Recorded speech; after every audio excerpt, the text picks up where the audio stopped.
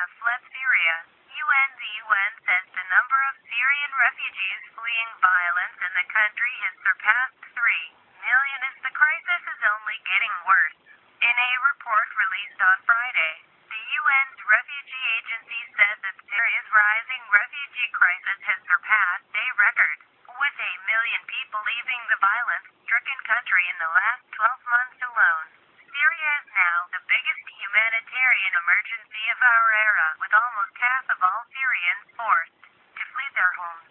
The UN High Commissioner for Refugees, UNHCR, said 1 in every 8 Syrians has fled across the border, fully 1 million people more than a year ago. A further 6.5 million are displaced within Syria. Over half of those uprooted are children, it said.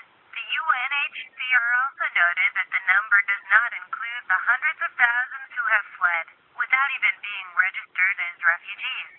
The report added that the majority of refugees have fled to countries neighboring Syria, with 1.14 million seeking refuge in Lebanon, 815,000 in Turkey, 608,000 in Jordan, 215,369 in Iraq. More than 150,000 Syrians also sought shelter in North African states, including Egypt. The UNHCR and other aid agencies say increasing numbers of refugees arriving in Syria's neighboring states are exhausted and scared, with some having spent a year or more fleeing from village to village inside Syria. There are worrying signs, too, that the journey out of Syria is becoming tougher, with many people forced to pay bribes at armed checkpoints proliferating along the borders.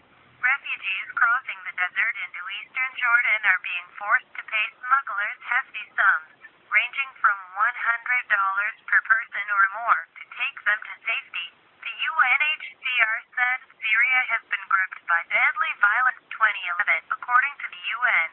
Over 190,000 people have so far been killed. HJL, HMV,